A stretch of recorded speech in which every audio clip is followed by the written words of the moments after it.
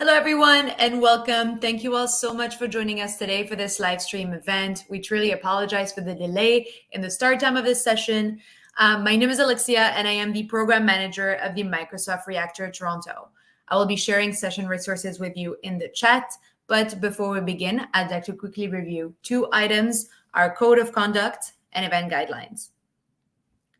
First, please take a moment to review our code of conduct. Microsoft Reactor seeks to provide a respectful environment for both our audience and presenters. We encourage engagement in the chat, but please be mindful of your commentary, remain professional and on topic. And secondly, our event guidelines. This session is being recorded and will be available on demand through the Microsoft Reactor YouTube channel in about 24 to 48 hours. I will be sharing the link in the chat for our on-demand content. And if you have not been on a live stream through YouTube before, please note that you must create an account on YouTube in order to access and interact in the chat. You can set that up now. And if you're unable to use the chat but have questions, feel free to reach out to us through social media or on our website. Which brings us to today's session. I will be bringing our host here for the Tech Odyssey podcast. Today's episode 9. Hi, Luka. How's it going? Hey, Alexa, how's it going? Great. Thanks for being here for this episode. And yeah, take it away. Thank you so much. And hey, hi everyone. I hope everyone is having an amazing day today. It's our ninth episode, and today we have Mayor of Niagara Falls, Jim Diodati, in the episode. But before we go there, I want to introduce myself. My name is Luka. I am the CEO and co-founder of Dolce Health. What we are trying to do at Dolce Health is building a new system, a new infrastructure for delivering primary care and helping family physicians combat burnout. And we'll do that by using, of course, AI and building a new AI infrastructure for them. But today, as always, as every Thursday, we are not here to talk about my company, Docere Health. We're here to talk about a new initiative. I started this new initiative with my company, but also be as a person, as an individual, with Microsoft Reactor and Microsoft for Startups, a new initiative called From Founders to Founders. And this podcast, what you're hearing today, it's part of that initiative. Tech Odyssey started as my goal, and I know it's a little bit ambitious and ambiguous actually, but it started as my goal to help founders, normal people, scientists, tech freaks, longevity freaks, economic freaks, politics freaks to challenge knowledge. It's very important. I when I talk with my first guest in the podcast called Agostino, he we before the podcast we talked about his days at University of Toronto, and I learned that also in my university that professors always basically supported students to challenge knowledge, to challenge the boundaries of knowledge, because that's how innovation also comes up, and that's how disruption also comes. So I want to thank for this, of course, Microsoft for Startups and Microsoft Reactor. We had an amazing journey, starting with the first, as I said, episode with Agostino. Uh, we had the second episode with Murray. Third episode, we have Danielle, if I'm not mistaken, maybe I'm getting wrong. And then I said up till ninth episode. And I would just want to announce that this episode and two other ones, which is Michael and Dr. Christine Allen, will mark the end of season one. A basic season when we learned a lot. We made mistakes for sure. We had technical difficulties like today, but also the other day that we had Luis Ortiz coming in as a replacement for another guest, Nick. But we learned, and again, as today will prove, we challenged the boundaries of knowledge. I think the mission was completed. For all this journey that we went through the season one, and I know it's not the last episode, but I just wanted to talk about this because it was very very emotional for me. Uh, for for for end of season one, for all this season actually, I want to thank Niagara Falls Innovation Hub, an amazing incubator in Niagara region. Thank you so much for supporting us, and thank you for giving us this amazing studio. I want to thank also the amazing people at Valiant Entertainment, Jim and Amanda, amazing people that helped me to this season uh, do all the amazing stuff that we're doing, and actually all this beautiful camera that makes me look better than I am in real life, actually. So thank you, Valiant Entertainment for that. I want to thank, of course, Truth Designs, Tech and V, a Niagara Falls business slash startup that does all the designs for my t-shirts. So I just learned, and all this spiel that I did was not just because it was emotional, but I just learned that Mayor Jim just came to the studio and is getting ready to come to our episode. But before he comes, I just wanted to do a little bit of an introduction of Jim's political career. He is so Jim Diodati is a Canadian politician who has been serving as the 23rd and current mayor of Niagara Falls since December 2010. Jim is also he was part of the city of Niagara Falls Council, but also a seasoned entrepreneur and community leader known for his innovative approach to urban development and sustainable living. He has been self-employed throughout most of his life, especially in web-based health and wellness direct marketing business. So today, you'll see, and I'm sharing this with you before the podcast starts, since we have a little bit of time. We'll see that I'll ask Mr. Diodati some interesting questions, starting from his experience as an entrepreneur. Well, he was self-employed most of his life, uh, and of course, also his experience as a politician, and how does that basically uh, stays, and what are the similarities. So, Mayor Jim, thank you so much for coming. Oh, thank you for having me, Luca. Good Thank to you see so you, my much. friend. But so until Mr. Diodati gets a little bit ready, we will start with the first question. I already did the introduction for you, Jim. Thank you very much. Appreciate that, Luca. You know, do you see what is in my t-shirt, first of all? Oh my God. Oh my God. You are too funny. I remember that like it was yesterday. That's me and my brother Ryan. He's the deputy police chief in Hamilton, winning some baseball awards with all the pictures behind of my dad. And those pictures with my dad, So this is you here, right? that's me. And this is your brother. That's my brother Ryan. And pictures on the wall behind you, that's Guy Lafleur with my dad, Daryl Sittler, Lanny McDonald, when my dad got to meet them at an event in Toronto. Amazing, Oh my amazing. Yeah. God. That's you're the best. I love that. Oh my God. So this is part of our tradition of our podcast. We make some personal t-shirts for all the guests. Can I take your Yes, picture? for sure. I'm gonna show my brother.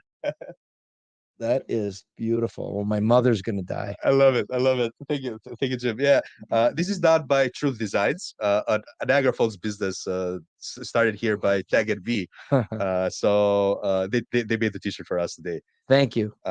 Jim, first question: Why did you become? Why did you decide to become mayor of Niagara Falls after being a self-employed for most of your life? You know, that's a really good question. And it's not like some people say, did you always know you wanted to be mayor? I didn't have any idea of getting into politics. It was never my idea.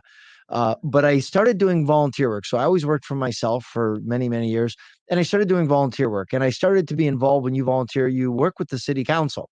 Well, they had asked us, I sat on a committee called the Recreation Commission, and we did permissive grants for all the charity groups and the community groups like the Kinsmen and the Lions Club and the YWCA, YMCA, and the different baseball and hockey organizations. Well, we did the permissive grants. Well, what drove me crazy was we went through and realigned them to give what everyone needed. Instead of doing the same thing every year, we figured out how much do you have in the bank, how much do you need, how much do you need. We took several months and we came up with a formula that actually made sense. We got to city council with one bang of the gavel. Everything was put back to the way it was because everybody showed up and they intimidated council and they buckled like a cheap tent in a windstorm. And I thought, and I was so ticked off. I'll use the word ticked off. I know it's a family podcast, but I complained to one of the city councilors, and they said, well, if you don't like it, do something about it. I said, like what? Run for council. And I thought, oh, not running for council. I don't want to be. I'm not a politician. But then as a little seed was planted, like many times, one little thing, little seed. And then I thought one day my life aligned in such a way, my business was going good. I was very efficient. I'm going to run. So I decided to run for city council. But when I do anything, Luka, I do 110% or I do not do it. I will not get out of bed unless I'm going to do something 110. I don't do half anything. So anyway, amazing. I put a team together. And just like I took a business approach. I used all my business skills and I put a team together of different people who did not know each other, different demographics, different everything. And I sat together and my approach, I learned from one of my mentors, and I've had some amazing mentors. And he said, I said, the key to success, he said to me, was watch what everybody else is doing and do the opposite, because 97% of people don't end up where they want to be.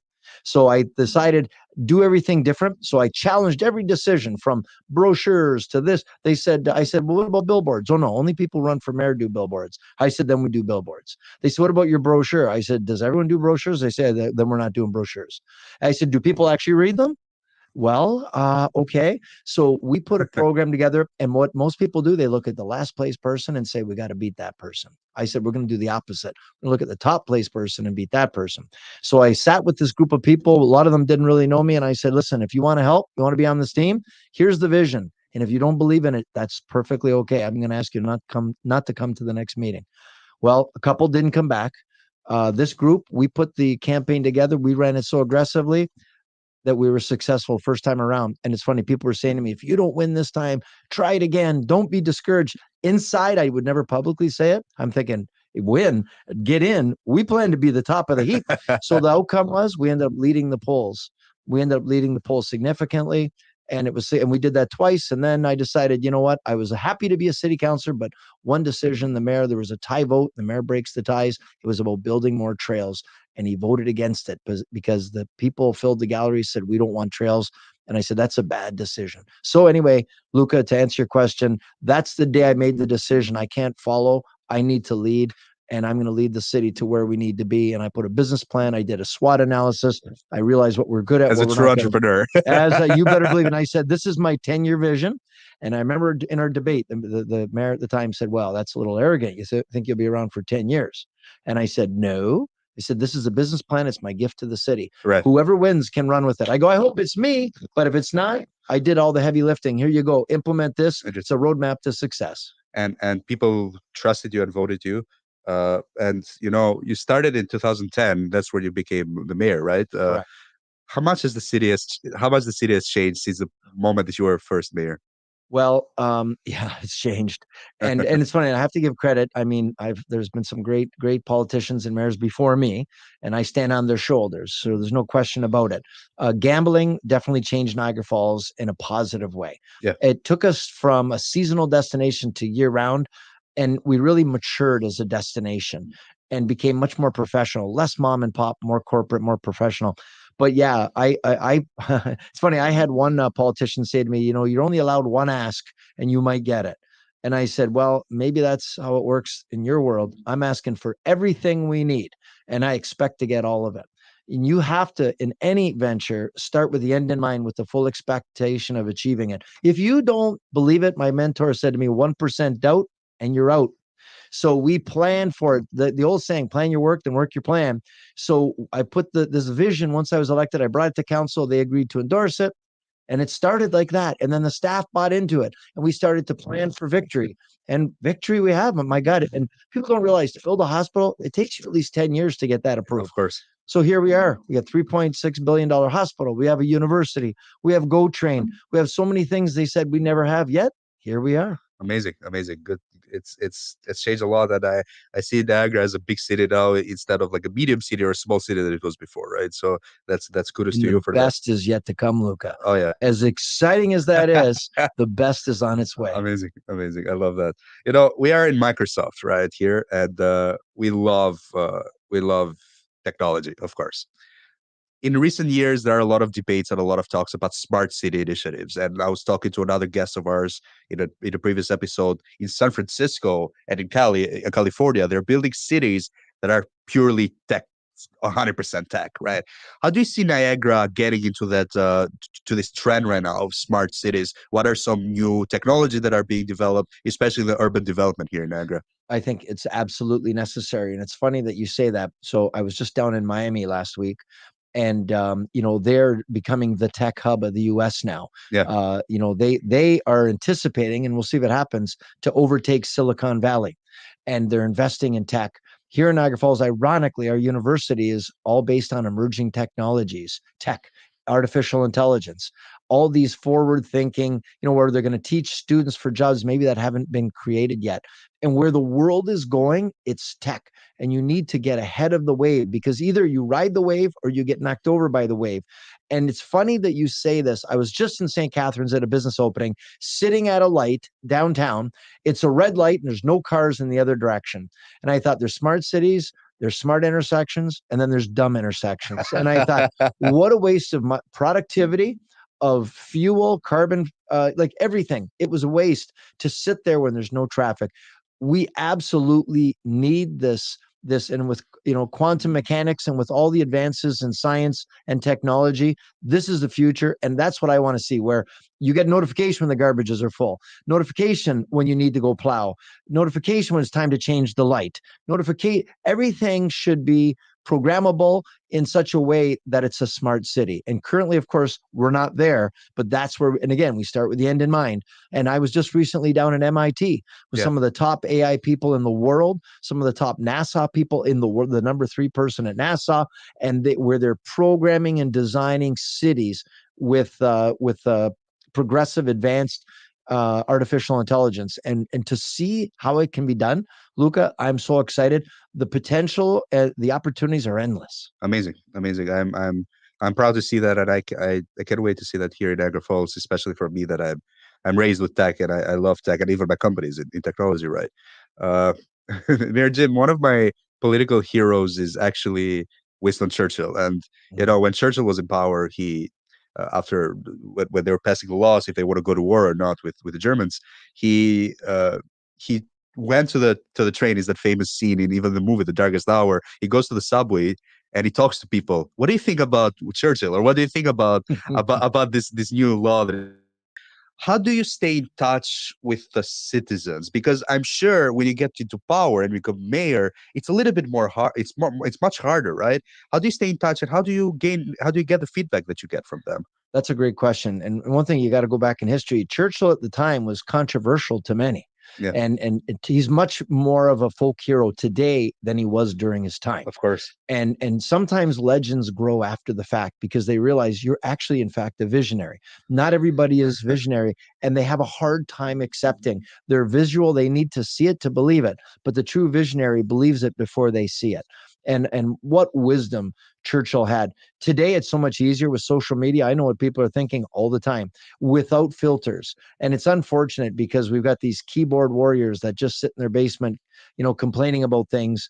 But the good thing is, I don't like to throw the baby out with the bathwater. I realize in there, you'll get the kernels, the grains of where people are thinking, and where the conversations are taking place. They're both online and in the coffee shops. So I love to go to the coffee shops, find a group of senior citizens sitting there, and they're kibitzing. They got a lifetime of experience. They forgot probably more than I know. And I can sit with them and just say, what's on your mind? What keeps you up at night? Sum it up for me. And this is what I love to do when I meet someone successful at anything. Could be a barber, could be a babysitter, could be a big business person. Even famous politicians, I will say, sum it up for me. Sum it all up for me. And they do. I've learned so much wisdom from saying that one sentence, sum it up for me. And I can tell you right now, ask the people and they will tell you. And when I go to the coffee shops, I get a good feel for what they're thinking, what they're saying. And the funny thing is, some people get their facts, unfortunately, from Tim Hortons. That's not always the best place, but the reality is that's where they get it. So you have to go to where the people are. So that's what I do. I try to keep my finger always on the pulse. Amazing. When I speak back home, when I speak to my people, especially in Europe, right? Even in Italy, when I was, I spoke to a lot of people, and I said, "Hey, I'm from Niagara Falls." Most of people know Niagara Falls for the falls, right? For the environment that we perceive and we send to the Europeans and to the world. So while you're building and you're pushing for economical development, economical growth, how do you also preserve the environment? What is your take on sustainability and all of this? Again, it's a trend also to perceive that. Yeah. Well, and it's life's about a balance. Yeah. And I always say to my kids, I said everything in moderation. So if you don't go extreme, you're going to be just fine. Niagara Falls, you remember, we're the greenest of all energies. Hydroelectric energy, it's natural, it's given to us from Mother Nature. It gives us hydroelectric energy. Niagara Falls, of course, is the birthplace of hydroelectric energy, where Nikola Tesla, Yeah. perfected his alternating current. Where we've got these beautiful power plants in Niagara Falls. It's renewable. It gives us beauty. It gives us fishing. It gives us job creation, and it's all natural and beautiful. So people come here and expect to see green, and they love when they see green. And that's why it's called the Niagara Parks Commission. We focus on the idea of park. And we had a committee, Park in the City, meaning bring the park, the Niagara Parks, into the city, and focusing on green, renewable, sustainable solutions. Because let's face it, we have one planet with finite resources. We have to do everything within our abilities to make sure that what our kids and grandkids are going to inherit, they're not going to look back and say, what were they thinking? How did they do this? And I also believe that necessity is the mother of invention. And I think Plato said that, and the idea that as we need it, we will invent it. And as there's a shortage, we will come up with an alternative. And I think if you look at mankind over the millennia, we always seem to invent our way out, or we innovate our way out of a situation into a better, because you have to. What's the alternative? Yeah. Extinction? Yeah, exactly. No, of course. Of course. Going to and since we talked a little bit about the economical development and growth, how important is the new University of Niagara Falls, for the city and for the region? But it's hugely important. And again, success leaves clues. And when I want to see what areas did to turn around, I go and see with my own eyes. Yes, it's nice to go online, but sometimes you have to go face to face, belly to belly. You have to go and experience it. Like people tell me, "Oh, I've seen videos of Niagara Falls. I've seen pictures." And I said, "That's like saying you saw a video of a steak versus versus biting into it. It's a very different experience." Of course. And I say, same with when you want to get to a destination, go visit it. Let the mist touch your face. Feel the power, hear the roar of the. So similarly, I would go visit cities, and I visited Charleston, how they've done a complete regentrification. I went to Pittsburgh. I met with Mayor Peduto there, and he said the way they went from Rust Belt to Renaissance was two things: healthcare and education. He said they were clamoring for us to open up the steel mills. We knew that was yesterday's Pittsburgh, not tomorrow's. Yeah. So you have to focus on the emerging technologies in both of those areas. So, Luka, if you look, ironically, I probably went to see him about 10 years ago. If you look, we've got a new hospital being built as a center of excellence, $3.6 billion. And we circled the globe looking for a international university partner, and now we have it. So we've got both education and healthcare, and we've got this education in our downtown. This is going to help retain and attract youth. It's going to bring in new technology. It's going to be emerging technologies. It's exactly what we need for a sustainable future. Nice. Yeah, you mentioned education, one of the biggest problems. And I saw this. He's talking with our mutual friend Gus, who was the Yes. Agostino, who was the first guest in this podcast. That we talked about how the city doesn't have a university, right? St. Catherine's has one. Uh, Niagara on the Lake, Niagara College was part of it. Niagara Falls doesn't have a university, and it should be, because it is, as you say, the world's most famous destination, right? Niagara Yes. Falls. We needed a university. You made it, and when I talked with your staff, that was your goal before even you were mayor, right? It was part, as you said, part of the 10 years vision plan. And how do you feel about when you see all of this coming true? The GO train, the hospital, amazing hospital, by the way, being built here, the university. How do you feel about that? Is it kind of like a magic, like went from paper to reality? Well, I feel like a proud papa, and I have to tell you, you have to believe it before you see it, and you have to believe. And then the universe is interesting. If people could realize it's not that difficult, it's looking for ideas, and then people buy into the ideas. And thought has energy, and as that energy comes together, it pushes ideas forward. And yeah, it was called in 2010. We came out with it. It was called 2020 Vision. And it was a 10-year plan that took us to 2020. Yeah. And it's so ironic that we're fulfilling everything in there. And since then, I've added many more things. We're going to do many more things beyond these. So I'm proud. And the other thing is, I'll tell you, Luka, is you can never give up. It's easy to give up because you're going to hit. And I guarantee you, if I said right now, Luka, I'm putting you on a mission, you have to drive to Miami. I Yes. said, leave now. I guarantee you, you're going to run into roadblocks, construction, inclement weather, car breakdowns. Things are going to happen. As long as you know you're not going to stop, you will figure out a way to get there. And same with us. We never stopped until we achieve all of our goals. So I'm so proud. And I have to acknowledge a lot of people made this happen. I was one part of many, and I'm grateful that I had such a great team around me, very supportive people. They bought into the vision, because if they didn't buy into the vision, it wouldn't happen. So a lot of people made this happen, and I'm so proud. I'm so excited. I'm more excited about the future than anything else right now. Since we're talking about the future, Mayor, are you thinking of recandidating for the next elections? Yeah, it's a $1 million question, and I'll know more by next year. And it's been very difficult because I've had some very, very good opportunities personally that I've decided against in the past, because I was more about when I start something, I finish it. I don't quit. I'm not a quitter. It's not in my nature. And I really was big on fulfilling my 10-year vision. Well, here's my dilemma now, because I can't say no. I agreed to be capital campaign co-chair for the hospital. We're raising $100 million. And then, we got the land donated. We got the hospital approved by successive governments. We agreed to raise the capital campaign, raise all the money. And then you want to be there to watch it open. You want to see it give birth as you cut the ribbon. Of course. So I'd love to do that. And the other things too is I realize the importance of our airport. We're the biggest population in all of Canada without regular daily scheduled flights. We have more than 2 million people every year drive past our airport to fly to USA, Niagara Falls, USA, and Buffalo, USA. So it's real unfortunate that we have that. And what an economic development driving engine having an airport. No real successful region does it without an airport. So I want to see that done. There's a bunch of other big things that I know is within my purview with the current government and the current team we have around us. I feel that there's a few more things we need to check. So it's inclining me to stick around a bit. I just need to make sure the future, we have the right leadership, and I'm trying to mentor some people to take the torch and run with it. Yeah. But I just know we're so close to getting a few more of these things done. I wouldn't want to see it die before it had a chance to give birth. Very, very interesting. In this podcast and during these episodes, one of the things that I want to accomplish too, except challenging knowledge, as I mentioned at the beginning, it's also learning what leaders are made of, and how they are raised, and how does that environment affect. Because I have a theory of mine, and I'm seeing different similar patterns between the childhood and the success that someone has.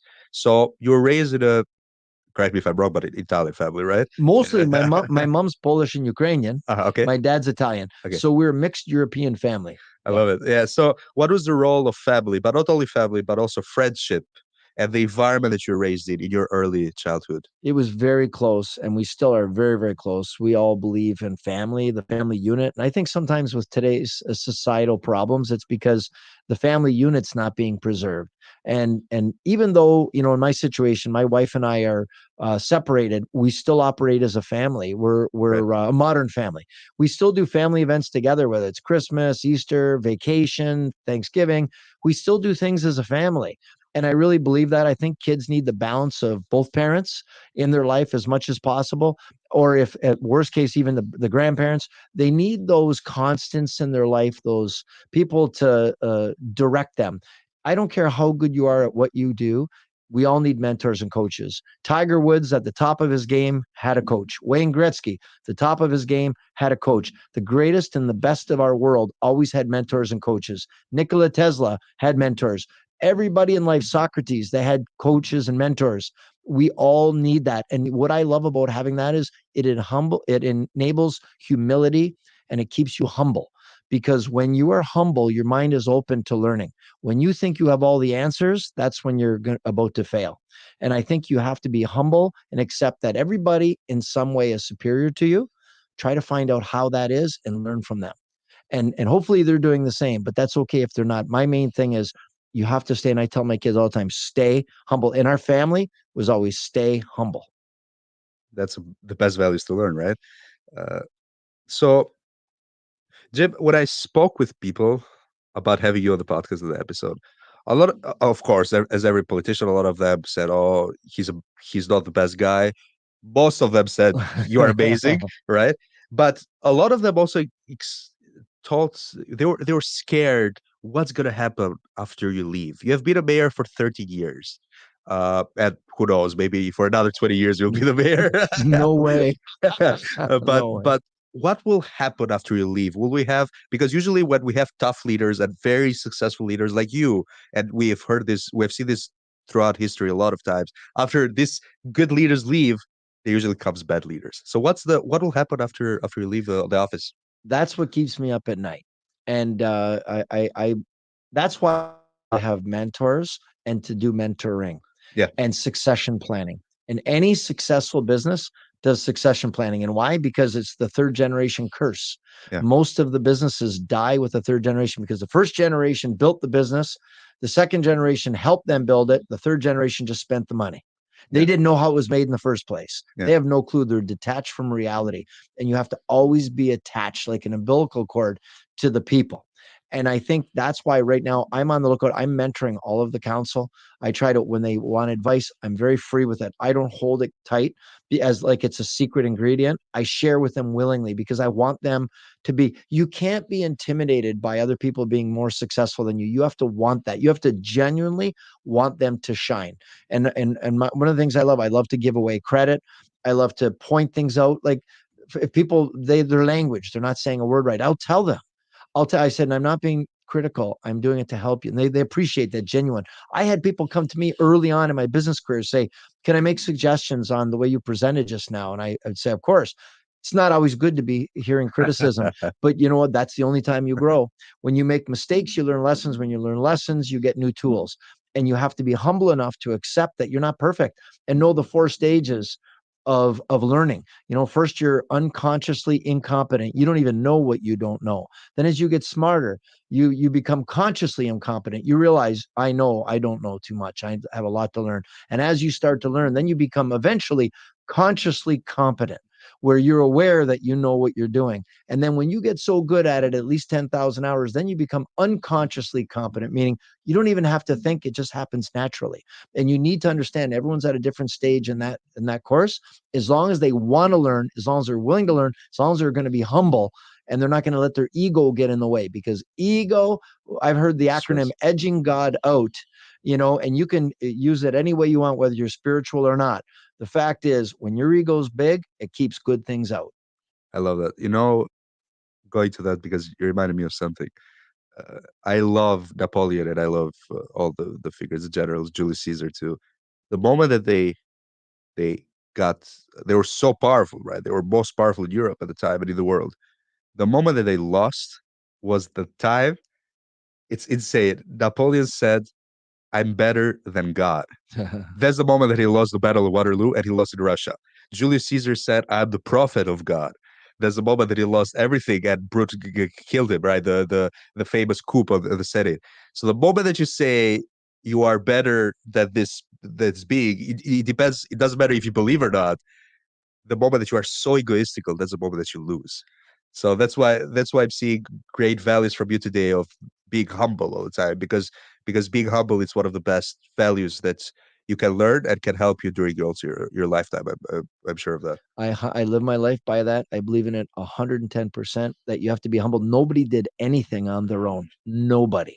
Yeah, We all got a hand up and somebody mentored us or led us or inspired us or whatever. And I think, and there's nothing wrong with, I love giving credit. It's like giving gifts. I'd much rather give a gift than receive a gift all day long. I yeah. love giving gifts. And if I can help somebody, I have a hard time saying no. That's my big problem. My mother said to me when I was young, you have a hard time saying no. And she's right, because I rather, the old saying, I'd rather wear out than rust out. And I'd rather give what I have than die with it inside of me. Amazing. There, Jim. Thank you so much for being with us today. My pleasure, Luka. Thank you for having me. As kind of like tradition of the podcast or the episode, we ended with a quote. What is a quote that you like that could summarize a little bit our conversation today? Wow, there's so many. I loved the one I said earlier, Plato. Necessity being the mother of invention. But another one I love is Malcolm Muggeridge.